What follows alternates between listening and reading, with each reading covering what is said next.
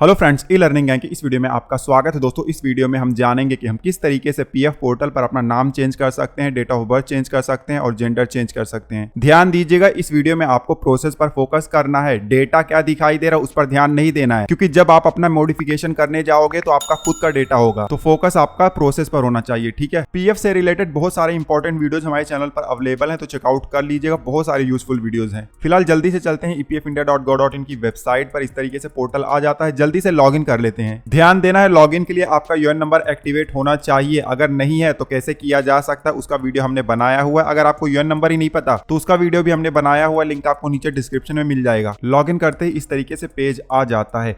हमें name, date of birth या gender change करना हो तो उसके लिए हमें जाना पड़ता है मैनेज में। यहाँ पर बेसिक डिटेल का ऑप्शन दिखाई देता है, इस पर हम क्लिक कर सकते हैं। क्लिक करते ही मॉडिफाई बेसिक डिटेल्स का पेज आ जाता है। उसके अलावा एक दूसरा ऑप्शन भी है। अगर आप व्यू पर क्लिक करोगे, यहाँ पर प्रोफाइल का ऑप्शन है, इस पर आप क्लिक करोगे। क्लिक करते ही मेंबर प्रोफाइल पेज आ जाता है। यहाँ पर भी name, date of birth, gender हमें दिखाई दे रहा है। अगर इन तीनों में से किसी भी डिटेल को चेंज करना है तो सामने हमें पेंसिल का साइन दिखाई देता है, इस पर हमें क्लिक कर देना है। क्लिक करते ही मॉडिफाई बेसिक डिटेल्स का पेज आ जाता है। यहाँ पर देखिए पुराना डिटेल भी दिया गया है और उसके सामने ही नया डिटेल इंटर करने का बॉक्स भी दिया गया है। Name, date of birth, gender आप अपडेट कर सकते हो। ध्यान देना है, ये सारे डिटेल आधार कार्ड के हिसाब से होने चाहिए। तो इनकेस अगर आपने आधार कार्ड में चेंज किया हुआ अपना नाम, डेट ऑफ बर्थ या जेंडर, तब आप यहाँ पर भी अपडेट कर दीजिएगा। अब इसको भरने का तरीका भी समझ लो, काफी लोग गलती कर देते हैं। अब जब हम इस पेज को भरने जाएंगे तो सबसे पहले नेम के सामने जो बॉक्स दिया गया है उसमें अपना डिटेल इंटर करेंगे। अब अगर आपका नाम पहले से ही सही है तो सेम पहले वाला नाम ही आप इस बॉक्स में इंटर कर सकते हो, लेकिन ब्लैंक नहीं छोड़ना है। उसके बाद नीचे आएंगे, डेट ऑफ बर्थ हमें यहाँ पर इंटर करना होता है। डेट ऑफ बर्थ इंटर करते समय एक बहुत ही इंपॉर्टेंट पॉइंट का आपको ध्यान देना है। मान लो कि ईपीएफओ पोर्टल में आपका रॉन्ग डेट ऑफ बर्थ दिखाई दे रहा है, तो जो रॉन्ग डेट ऑफ बर्थ दिखाई दे रहा है वो और जो नया और सही डेट ऑफ बर्थ आप इंटर करने वाले हो, उन दोनों में 3 साल तक का वेरिएशन अलाउड है। बट उससे ज्यादा का अगर वेरिएशन आता है तब आपको डॉक्यूमेंट भी अपलोड करना पड़ेगा। 3 साल से ज्यादा का वेरिएशन हो तो इस तरीके से अलर्ट मैसेज दिखाई देता है, बहुत इंपॉर्टेंट है, पढ़ लीजिएगा। यहाँ पर डॉक्यूमेंट भी दिए गए हैं कि आप अपलोड कर सकते हो। ठीक है, पढ़ने के बाद आप इसको क्लोज कर दोगे तो अब आप देख सकते हो कि डेट ऑफ बर्थ के नीचे upload document in support of DOB इस तरीके का ऑप्शन आ गया है। यहाँ पर अब आप डॉक्यूमेंट अपलोड कर सकते हो। आई होप कि आपको समझ में आ गया होगा।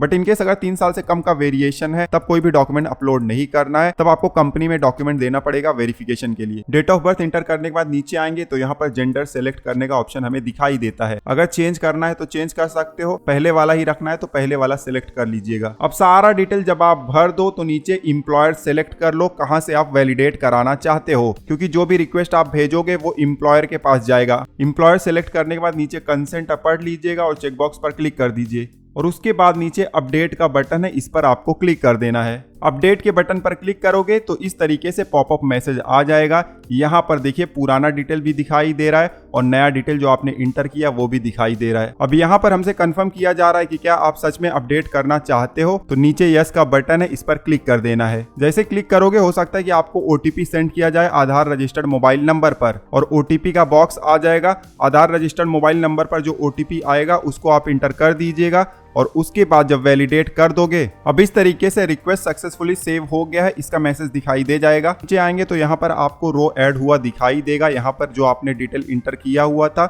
और उसका स्टेटस क्या है दिखाई देता है। ठीक है, अभी स्टेटस दिखाई दे रहा है कि पेंडिंग है एट एम्प्लॉयर। जब कंपनी अप्रूव कर लेगा उसके बाद पीएफ ऑफिस भी अप्रूव कर लेगा, उसके बाद आपको स्टेटस में यहाँ पर एक्सेप्टेड बाय पीएफ ऑफिस दिखाई देगा और इस तरीके से आपका बेसिक डिटेल अपडेट हो जाएगा। पोर्टल पर आपका नया नाम आ जाएगा या नया डेट ऑफ बर्थ आ जाएगा, या जेंडर रॉन्ग हो गया था पहले तो वो अब सही हो जाएगा। ठीक है, तो इस तरीके से आप name, date of birth, gender भी अपडेट कर सकते हो। बहुत ही आसान प्रोसेस था। प्रोफाइल डिटेल में अगर दूसरा भी कुछ आपको अपडेट करना हो तो उसके लिए सेपरेट वीडियो हमने बनाया हुआ है, डिटेल में चेकआउट कर सकते हो। पीएफ और पेंशन से रिलेटेड बहुत सारे इंपॉर्टेंट वीडियोस हमारे प्लेलिस्ट में आपको मिल जाएंगे, जो कि स्क्रीन पर दिखाई दे रहा है, चेकआउट कर लीजिएगा। इस वीडियो में बस इतना ही, मिलते हैं आपसे अगले वीडियो में। तब तक आप हंसते रहो, मुस्कुराते रहो। धन्यवाद।